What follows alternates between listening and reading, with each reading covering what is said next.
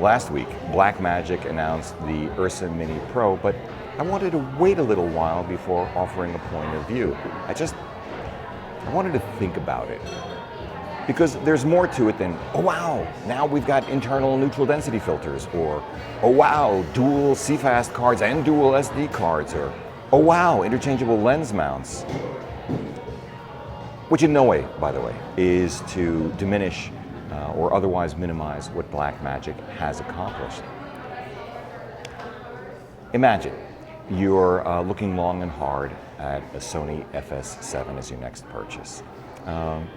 What if you could get that FS7 in two very distinct flavors? Well, actually, there are two versions of the FS7 now, the FS7 and the FS7 II, but think more along the lines of the A7S2 and the A7R2. Two very distinct offerings with a distinct set of trade-offs. Would you be willing, for example, to give up one FS7's high full HD frame rate, continuous autofocus, in-body interchangeable batteries, say, for a dramatically better menu system, superior EVF, a dedicated LCD panel on the side like the Sony F55, and superior capture technology all the way up to and including RAW, in camera, without the need to go to an external recorder.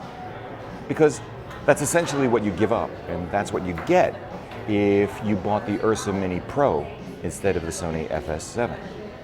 At about the same price. Hold that thought. Or imagine you're looking at the Canon C700. Would you have the guts to walk away from their Pro support? A camera of incredible versatility with dual pixel autofocus, which, odds are, will do exactly what it's supposed to do without any teething issues of any kind. And the ability to shoot up to 240 frames per second in 2K, a camera designed from the ground up to meet Netflix's demands for 4K recording. One that you can argue Canon is aiming directly at Sony's F55. And what if you could save at least $20,000 if you did? And again, you'd have internal RAW recording to boot. Because that's essentially what you'd give up. And again, that's what you'd get if you bought the Ursa Mini Pro instead of the C700.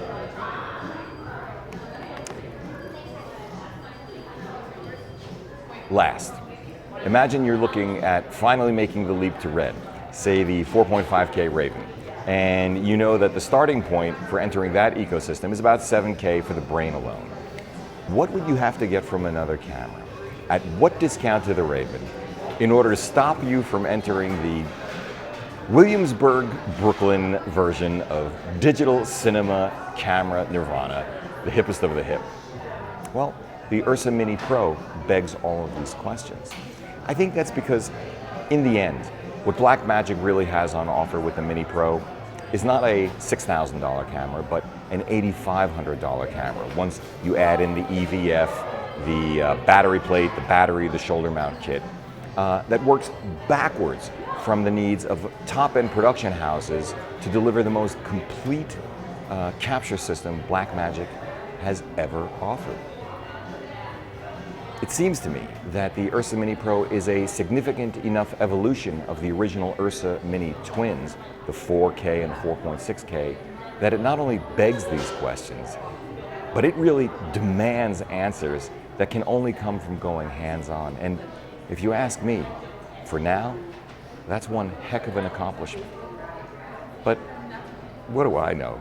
I shoot with a Sony a6300, an iPhone 7 Plus, and in this instance, a Panasonic G85 with a single 25mm Summilux f1.4 lens.